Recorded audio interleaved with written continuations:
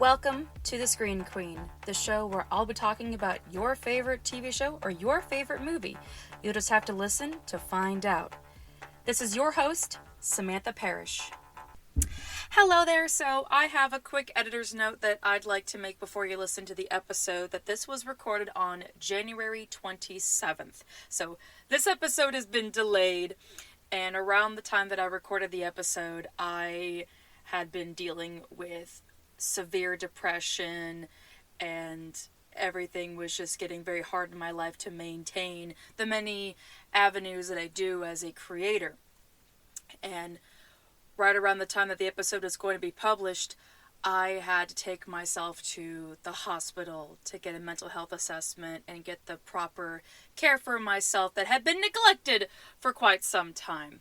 And as much as it killed me knowing that this episode wasn't going to come out on the designated day that I wanted it to, I knew that the best thing for this show was to take care of me first and to gradually acclimate myself back into all of my avenues that I do.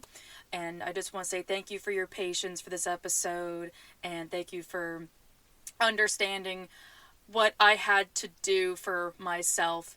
It's been a wild ride. A lot of things is gonna change for this show until I properly get back to my usual groove to move through things. But other than that, thank you so much for listening. Thank you so much for your care, and enjoy the episode. Hello there, and welcome back to the show. As always, my name is Samantha Parrish, and I am your lean, mean media queen, the Screen Queen. So, I have a real wise guy in my podcast studio currently. This episode has been, probably this has been the get-go since I started doing the show for the Screen Queen, and he has listened to every single episode when they come out. Ladies and gentlemen, my non-binary babes, I have my best friend Rob Holmes, aka the King Ace, on the show. Say hi to the Screen team, buddy. What's up, yo? How y'all doing? Happy Saturday. How's everybody doing? We have been searching for a movie to talk about on the show, and I'm a woman of my word, and I wanted to have him on the show, and it was a no-brainer that we had to go with one of the best mafia movies of all time, and that is Goodfellas. And we're just going to have a chill time with this episode. We're going to have a lot of fun stories to talk about how we love Goodfellas, what our favorite scenes are. We're just going to make it a bop. It's going to be a pretty chill time. We got our tea, we got our coffee, we got good vibes. Everything is going. So, everyone, let's get into Goodfellas. So, I figured the best way to start Goodfellas is to talk about where Goodfellas began. And that is from the author, Nicolas Pileggi. I might have possibly butchered his name.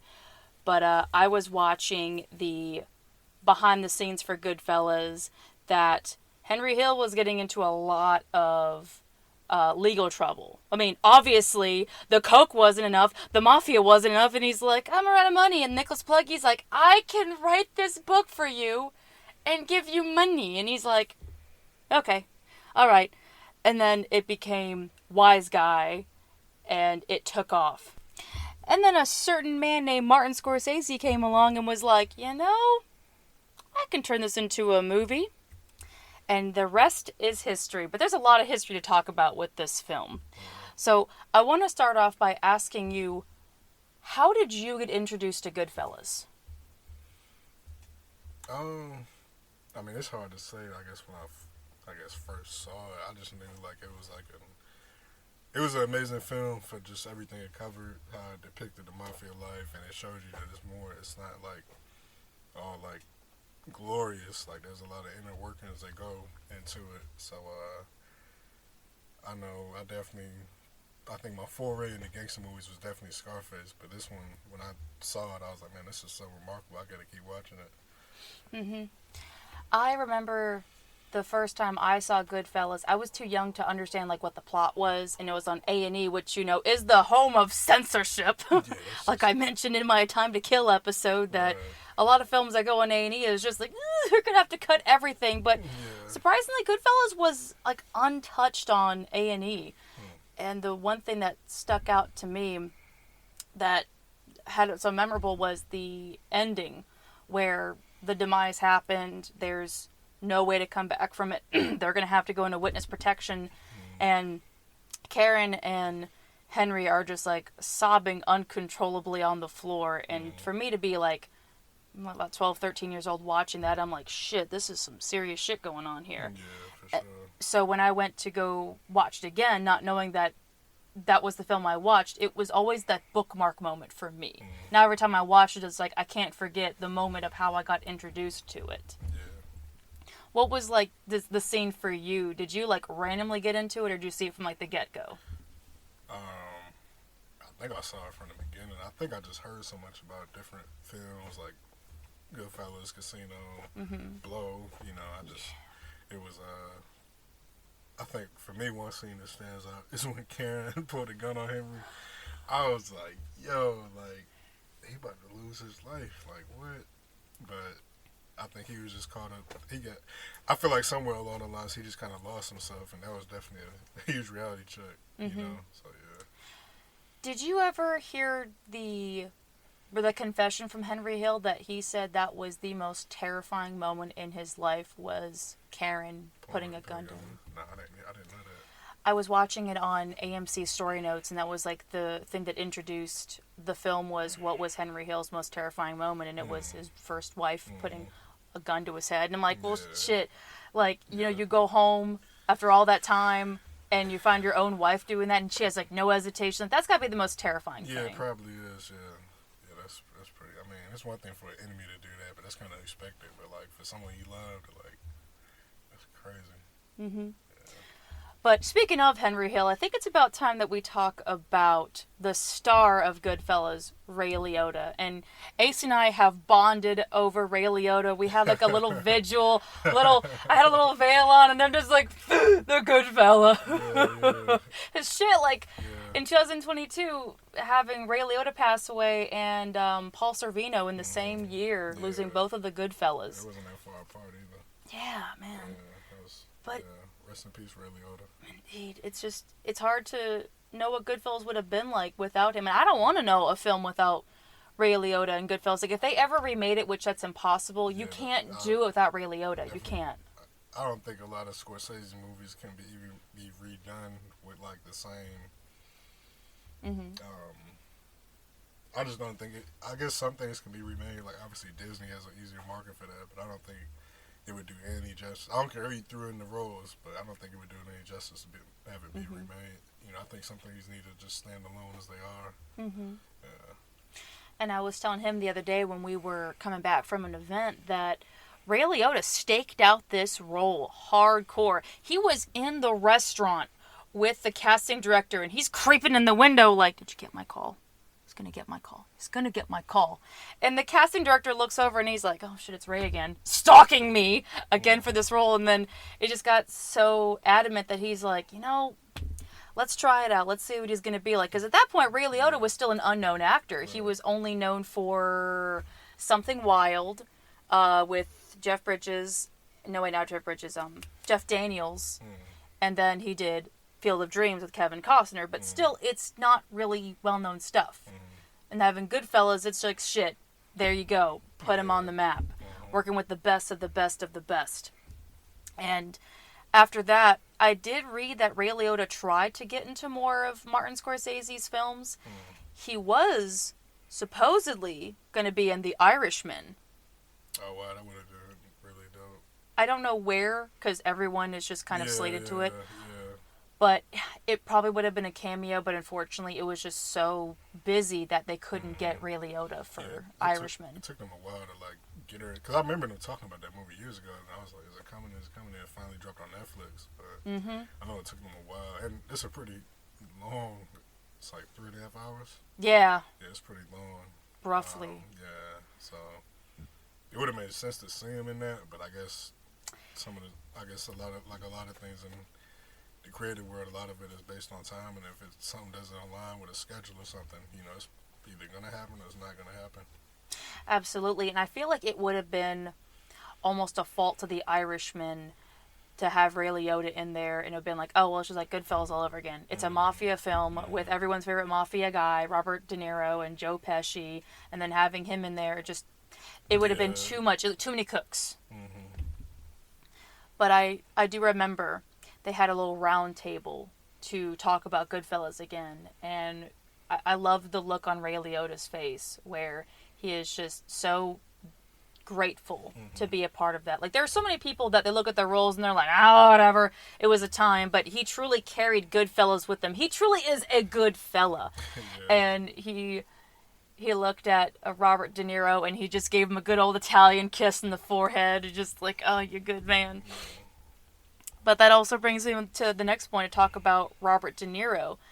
Like, I know there's so many films that we ingest with Robert De Niro, but is this like one of the favorite films of yours? I know he's had a plethora of roles throughout his time in Hollywood, but yeah, it's probably up there. I know he was really good at Heat. Heat was really good. I mean, I know there's been a bunch of other movies, but yeah, I think just seeing how he fit this whole with the other characters and the dynamic of it, yeah, his role is in the Goodfellas definitely is up there for me. Mm-hmm.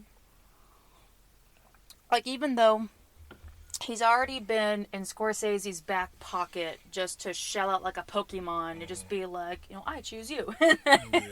And Taxi Driver, King of Comedy, so many things. But this is just, I feel like it's a more mature stage for Robert De Niro at that point, where he's getting pretty old at that point. I mean, he's been old since the 90s. Yeah. But to have something that is just the cream of the crop. Yeah. The all-time best. But that does lead me to a story that I want to share about Robert De Niro that has always been like buried with me. The young kid that played younger Henry Hill, he was asked to talk about Robert De Niro, like, what was it like working with him? And he said, I loved him. He said that he likes being called Bobby. And Robert De Niro made so many jokes that all the laughter you see in there is genuine laughter. If there's a scene that called for everyone to laugh, and he just was told, hey, Bobby, make him laugh, and he would get him going. Oh, wow. Like, Robert De Niro is a pill. I've heard the horror stories about him, but knowing the fact that laughter in Goodfellas is genuine, and it's going to go on for ages. The film was almost 34 years old, and that's 34 years of laughs that we've gotten. Yeah, it's pretty good.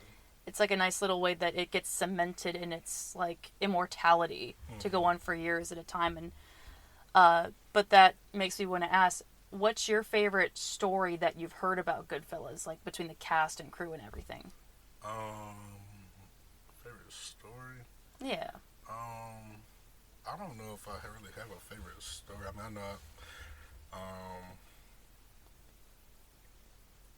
I don't think I have really a favorite story per se. I really haven't seen, I guess, too many videos about the behind the scenes or stuff like that. So, yeah, I don't really think I have a favorite story. It's okay. That's what I'm here for. Like, he knows all day, every day. I spit stories about certain films, and the way that our dynamic goes, that he'll tell me about certain musicians that he's into, and I'll tell him about certain movies that I'm into, and just expand the palette of these different types of entertainment. But Goodfellas is always like, that's the top tier. Anytime, anywhere. Like, Goodfellas has always been like the favorite movie, and I feel like there's not many friends I have where my favorite movie is shared with someone else. It's always, Goodfellas, what's that? I'm like, oh, you uncultured swine! How dare you not know Goodfellas? Yeah, I know what Goodfellas is. Gosh. You know what's funny? Not to get off topic, but I felt like I needed to bring this up. When I went to go see The Beekeeper with my friend the other day, they did make a Goodfellas reference, and it was hysterical. That's pretty cool. Josh Hutchinson's character said, you just go all Goodfellas on them, and I'm like, can you though? Can you though? Like, you can't just say that reference wisely. Like, when you see Goodfellas, like, are you sure? Like, people fucking died. But there is another story that I do have about the movie that I love. It's kind of a stupid thing if you think about it. Warner Brothers hired 2 mafia men to be consults for the film to make sure that everything's good. A majority of the things in Goodfellas comes from the mafia. They even had a former mafia fashion designer hired for the film just to get that level of authenticity. Yeah. So how do I look, Mom? You're looking like a gangster. That's what we're going for. We hired the real ones from the gangsters to do the clothes. Honestly, I felt like the suit really, it was a nice color and everything, but when you got to the shoes, I'm like, yeah, Yeah. He looked like a little kid playing dress up. Yeah. And having a fashion designer and then having the two mafia dudes consult in the film, they think like, okay, this is great. We're getting everything going. However, here's the deal. Some money went missing at the end of the day. Yeah, yeah. Wasn't too hard to figure out who it was. Yeah. And so they looked at the roster, and the mafia men put down fake names. Like, of course, why do we think this is a good idea to hire two men from the mafia for a film and not think that they were gonna take something at the very end, to be good for the time? I mean, they gave so much to the film. Yeah, I kind of got a parallel story, but I don't know if you knew this, but in Colors, they actually they got real gang members to play I guess I don't know if they were I guess some of them were in the movie and some of them were on set, but it really I think with that being the first movie, I know we not on topic right now, but I think with that being the first movie that really depicted gang culture, that was a pretty integral part because it definitely brought a level of reality to it. I remember Don Cheadle was in an interview with Talib Kweli, and they were talking about we had real gang members on set, and I'm sure that changed the tone of the movie. So I think when you have real people that know about that lifestyle, they can definitely I guess either impart wisdom or just show you kind of the true colors of what is trying to be depicted on screen. No pun intended. But it's still the sign of a good film for how far a director will go or a production will go to hire certain people, like you said with Colors, that they had real life gang members on there. Yeah. I think Rambo also did that too. And so for Goodfellas to have real mafia people on there is fantastic. Not fantastic they lost money, but just to really make this an authentic film. I mentioned earlier that Henry Hill was on the brink of financial failure due to everything going on, and then Goodfellas being that extra push of knowing, okay, we can't fuck around, we really need this to be a good film. And Martin Scorsese, he's gonna go all out for all of his films. They definitely had to. Shit, I know I'm black, so I couldn't get into mafia, but it made me. I was like, yo, what? I think one thing about Henry Hill, I don't know if you knew this, but I guess he kind of did what you're not supposed to do. When you're in the mafia, you're not really supposed to talk about your time in there, and obviously with him being in witness protection, I'm sure there's probably a lot of things he couldn't really talk about anyway. But I know he did some stuff on YouTube, and it's probably out there if you really look for it. But apparently he was talking about his time in the mafia, and I know he was in the military briefly and he got out, so I guess that kind of broke one of their codes. So I don't think he's really that favored. I guess some people just do. I guess they live that life and then they just kind of quietly disappear, or they die, or get old, or whatever the case may be. But I just wasn't sure if you were hip to that. Wow. I think it's just a code thing. If you if you're doing bad things, you're not gonna sit there 20 years later and be like, oh yeah, I used to do this and that. It just doesn't add up, Absolutely. And I think it breaks that code of silence type deal, because I feel like the real mafia is they're pretty secretive, they're quiet. They're some bad dudes, but you also know, hey, I don't want to mess with these cats. Absolutely. Yeah. Speaking of that, that's with the most iconic scene of all time. What the fuck is so funny about me? I think I'm funny. Do I amuse you? Did you know that is based on a true story? Oh, for real? Joe Pesci was he was working in a restaurant, and there was mafia dudes everywhere. He was asked that. The same thing that his character says to Ray Liotta was said to him of, you think I'm funny? You think I'm so fucking funny? What is so fucking funny about me? And he never forgot about that. So when it came time to writing Goodfellas, he's like, do I have a story for you? And that made its way. The most tensing part of the film. We're not even in the halfway marker of the film. We were already terrified of Joe Pesci. I was already terrified of him in Home Alone enough as it is. With that being in the same year. Yeah, that was that had to be a crazy year. Because movies, I think back at least back then, movies used to take like a year to like shoot and get everything situated. So, you know, I guess they were on the same. I wonder if they were in the same location, probably out in California. But yeah, that's crazy. Like two totally different like dynamics. Like it's a lot. It is, especially being into the biggest blockbusters in 1990 of all things too. It's I don't think I really thought about that at the time. With the fact that you do get certain actors that will pop up in like certain films, but knowing, wow, you're a part of the two hugest films of 1990. Yeah.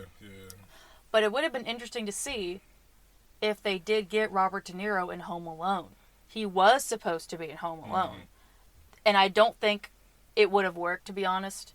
Yeah, it would have. Yeah, I think Joe Pesci is definitely underrated for like the amount of. I think he's definitely always a solid character actor, but the amount of like clearly Home Alone is like worlds away from Goodfellas. But the fact that his versatility doesn't get talked about enough. It doesn't. It absolutely doesn't. I know he was in like Lethal Weapon as well, I believe, if I'm not mistaken. Yep, 2, 3, and 4. Yeah. So even seeing him in that, I'm like, hey, Joe.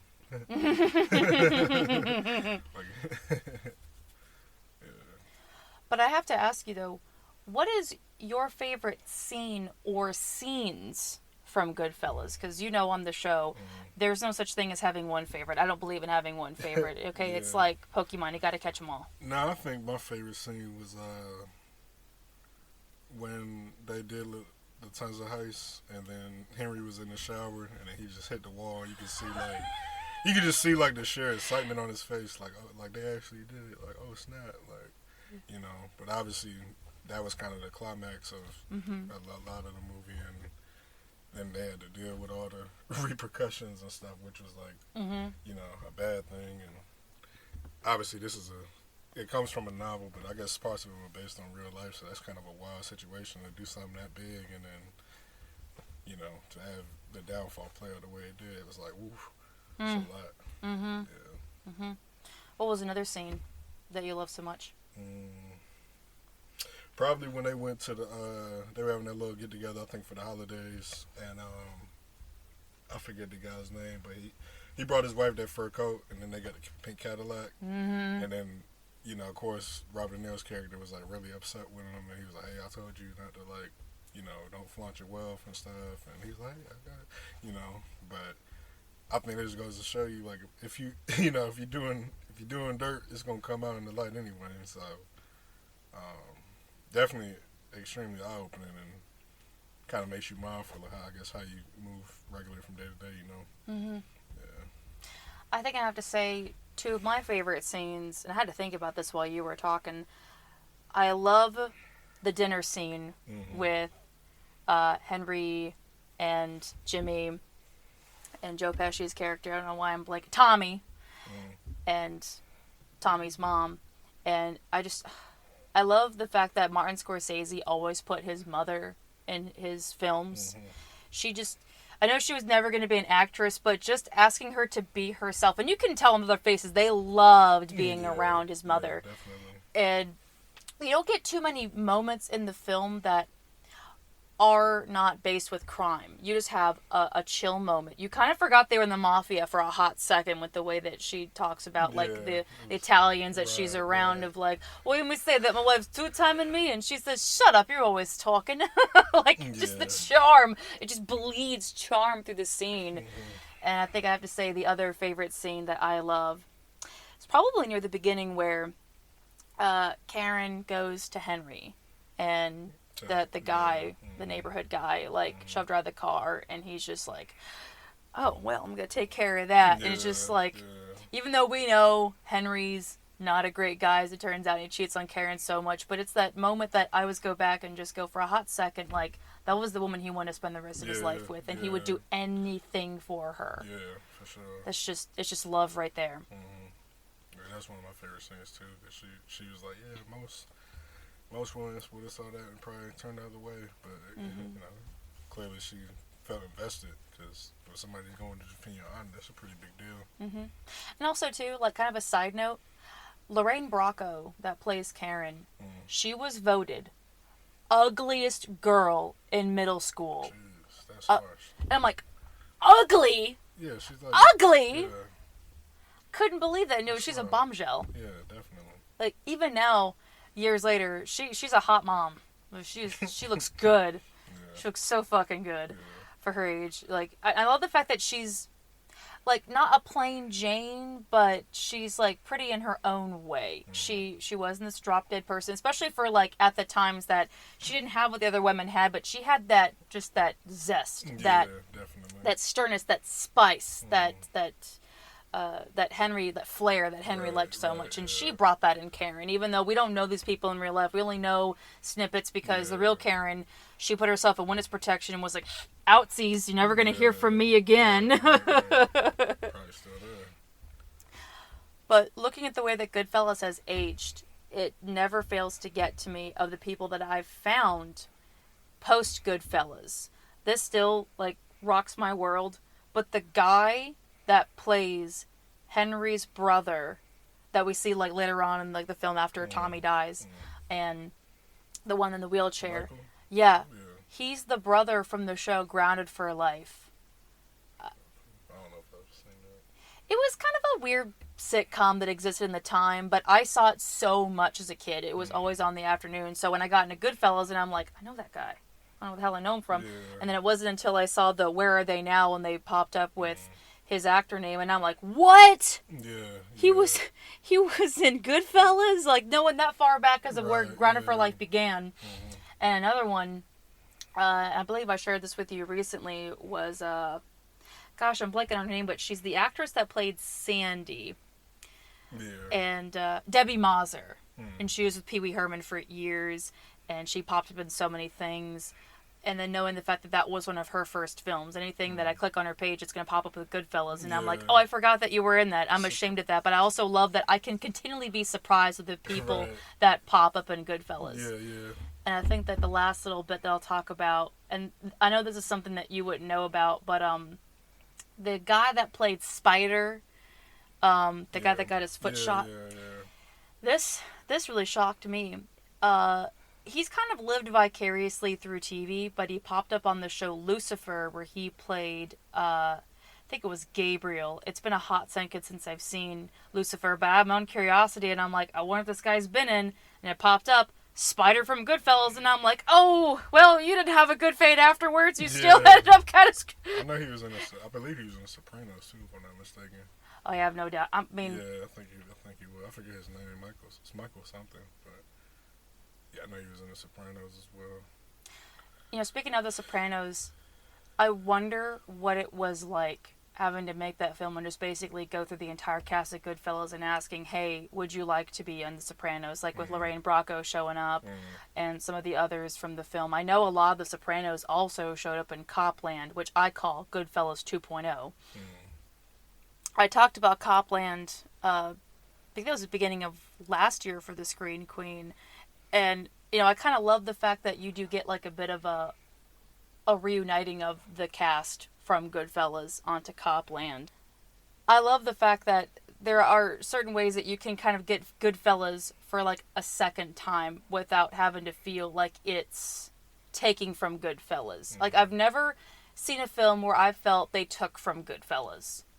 I've never seen something that felt like they definitely had some creative liberties, but I think it's just more better to be inspired by Goodfellas than to try and see if you can capture greatness, because it's just not possible. Like, if you were to look up perfect in the dictionary, it's just a picture of the Goodfellas poster. But this does make me want to bring my next point up about Martin Scorsese. He's been doing this since the 70s and the 80s, but the 90s was like the pinnacle part. And seeing how he's aged today in his recent film with Killers of the Flower Moon, which also does have Robert De Niro from Goodfellas in it, it does make me wonder what the future will hold for him, like how much longer he's going to keep going, and looking at the whole filmography.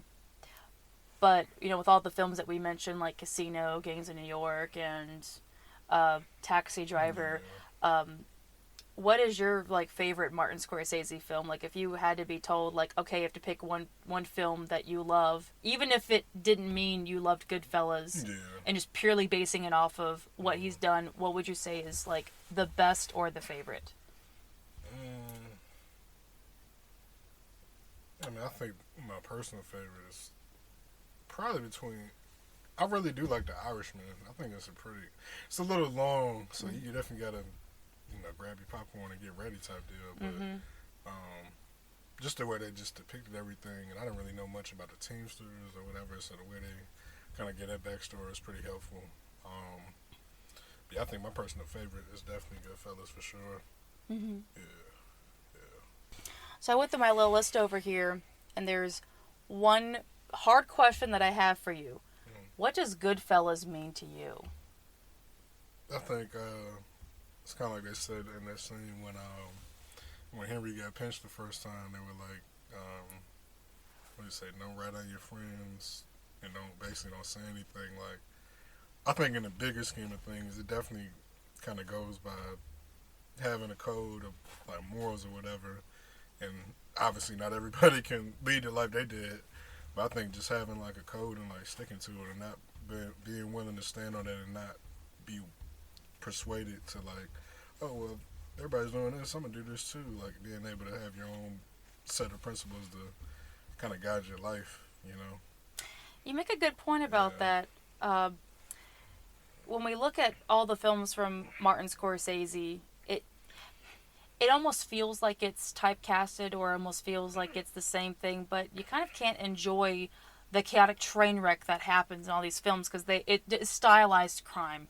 You see these guys living the best life, and it's going to go downhill so fast because they let their pride get ahead of themselves and shit. When I saw a video of it on Screen Junkies when they were doing The Wolf of Wall Street, and they're like, you can watch your favorite Martin Scorsese film where the prideful character has his downfall, and they put like Jordan Belfort, and they put Ray Liotta from Goodfellas, they put Joe Pesci from Casino. It's like, okay, it does feel like there is some reoccurring themes, but you kind of can't help but enjoy those themes. I don't think I can't say no to a film where I know I'm getting into something that is going to be a wild ride, and knowing that it's not going to end well, that yes, it does look good on the outside, but it also equally marries that it's a very hostile lifestyle. Like, there's a reason why this guy is in witness protection. There's a reason why most of these guys are dead. There's a reason why we're never going to find most of these guys alive, or probably all in one piece together.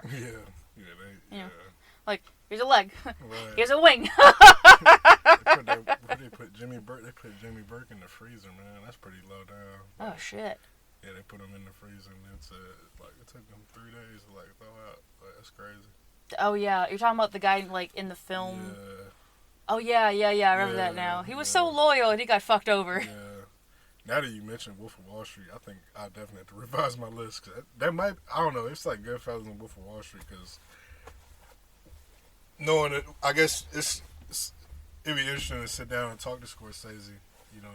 Like, how do you put all this stuff together and make it come out like that? You know, because I feel like obviously with movies some stuff is exaggerated, but they were both like excellent depictions of like you can be at the highest height and then you can still have your downfall and you think you're untouchable, you think you're immortal, but it's not the case.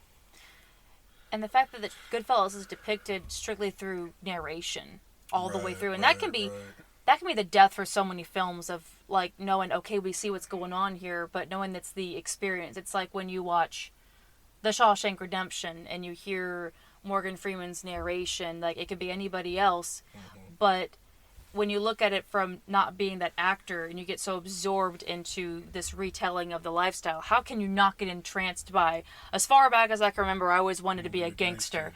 Like, it is an iconic line, and looking at it because it's been repeated so much, you kind of can't help but fall in love with that line to get introduced to what's going to happen. That it might not be the thing that the Henry Hill said, but obviously he got enticed by this life and wanted to get into it. It is the perfect way to introduce people to this crazy crime story of what happened. But I almost forgot to mention this, and it makes me a little bit mad that every time I show this movie to my mom that she's not entranced by it, with this being Samuel L. Jackson's quote-unquote first film ever. That's got, quotes on it because he did other stuff going back to the 70s, but Goodfellas, of all things, was the thing of like, hey, who's this Samuel L. Jackson guy? Yeah. What was it? Is it Spike Lee? They did Jungle Fever. Yeah. Yeah, and then I think that was his like proper debut because he had more than a few lines in it. Like I think, I was honestly surprised he was even in Goodfellas because I know like looking at history, the mafia doesn't really like black people. Mm-hmm. You know, like it's just one of the facts of life. Like they just don't they don't think highly of black folks. But I thought it was interesting to see him in that. Because I think, if I'm honest, I think Jungle Fever this came out in 1990. Yeah, 1991, yeah. 91? Yep. I thought Jungle Fever came out a year or two, maybe. Okay. I thought this was 1990 for sure. I think it probably was, like, filmed in 1990. Of course, you know as well as I do that it's kind of loosely on the exact date because there are some films that I'll see and go, wait a minute, I thought it was in that year. And then they change it depending on if it had to be re-released or anything. Okay.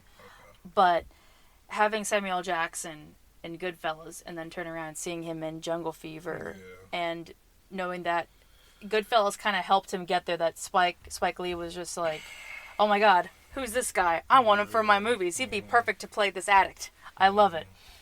But every time I watch Goodfellas, like, I love how I conveniently forget that Samuel L. Jackson's in the film. It's like I talked about with Who Framed Roger Rabbit, that no matter how many times I watch some of these films, it does feel like you're watching it for the very first time, and you get to enjoy the stuff. And with Goodfellas being a long movie, like, it's just long enough that you can conveniently forget things to enjoy everything all over again in the way that everyone does something. It doesn't feel like it's a film that's overdoing it or it's oversaturated or overplayed. I do love that Goodfellas does live vicariously being referenced, that you kind of look at it and just go, all right, I respect you. This is really cool.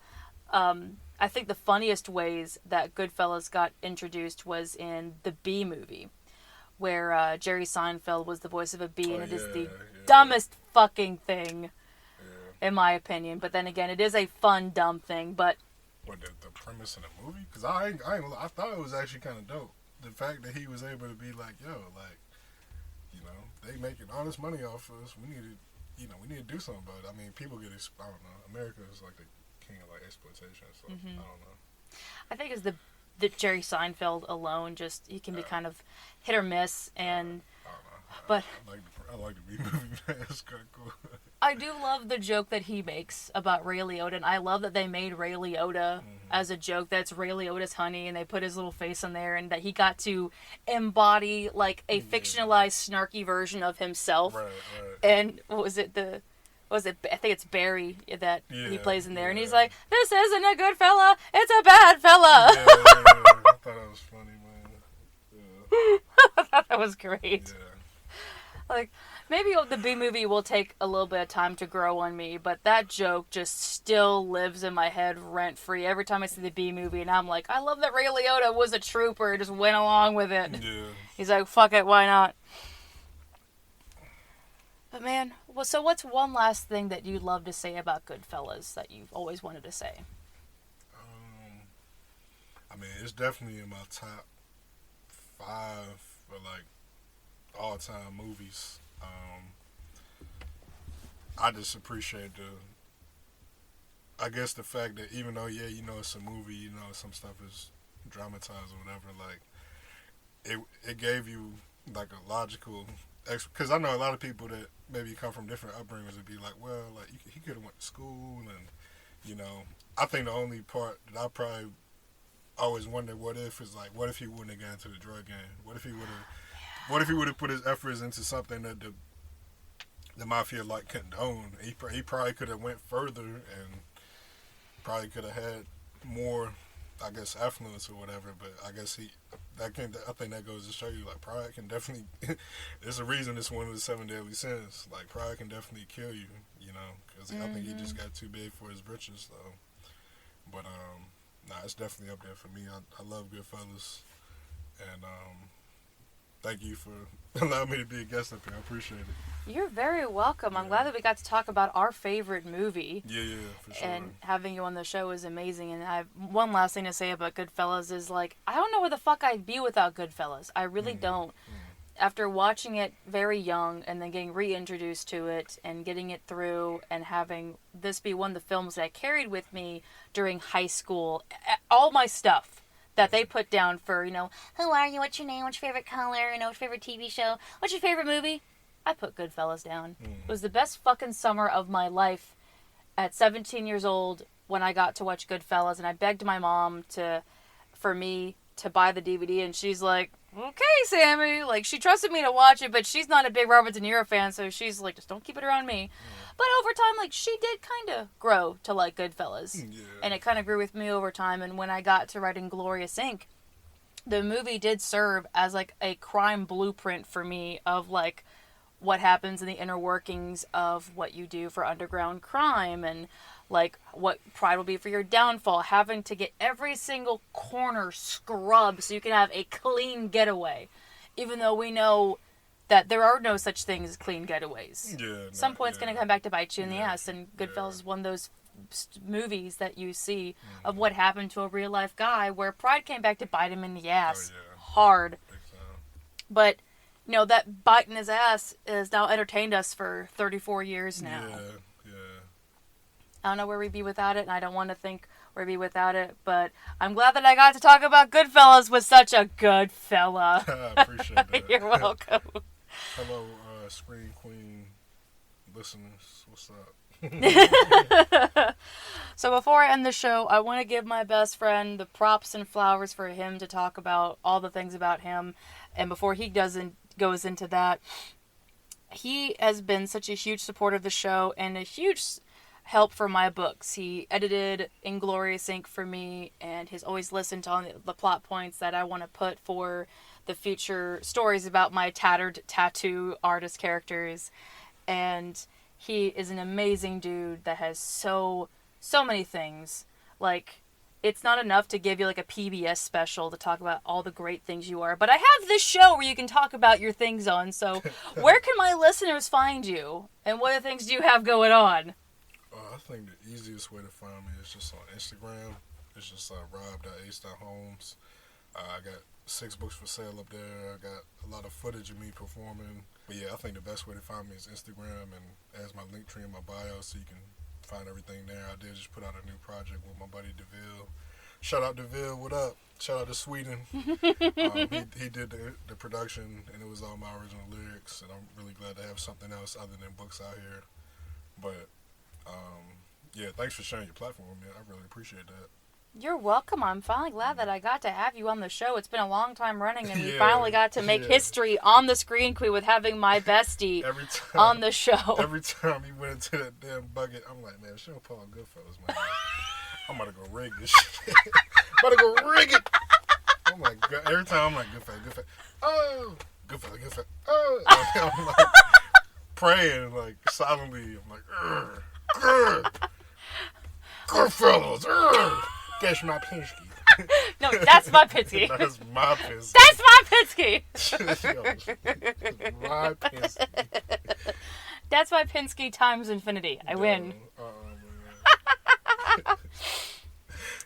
Well, thank you so much for being here on the show, and thank you so much to my audience for always tuning in. And now this guy gets to be on the episode before he listens to it, so you got to be ahead of the game completely. Yeah, this is cool, man. This is really cool. Cool to see the process. All right. You all take care now and stay amazing. This is your Screen Queen and your King signing off. Adios. Peace. Bye. I do have one final cool film fact for you, and I don't know if you knew this. The FBI agent near the end of the film is a real FBI agent. So on top of having real mafia consultants in there, the guy was asked to come in for the behind the scenes for Goodfellas and how it's aged, and he got onto the film, and his wife was like, so you're a movie star now? And he's like, I guess I am. I wonder, I don't know, it makes me wonder if there's like any like, I guess legal, like I guess, do you have to sign an NDA or how that whole thing, I mean obviously it was the 90s, so a lot of things probably weren't thought all the way through, but yeah, that's pretty, didn't know that. I wonder. Did not know that at all. I wonder if they told him like, so we had some mafia guys in here that stole our money, and he's like, really? Why'd you think that was a smart idea? And like, shut up. Yeah. That's funny. Thank you again for listening to the episode. I had such a good time having my best friend Ace up on here, and during the editing process for this episode, it was very lovely to go back and hear myself laugh and get to enjoy having an off the cuff episode. So, I have been on the fence about doing the Valentine's Day series since I love doing the holiday themed months, but since yours truly is still putting herself back together after getting back home from the hospital, I thought, why not meet in the middle? I'm going to be doing 2 episodes for the month of February for the Valentine's series.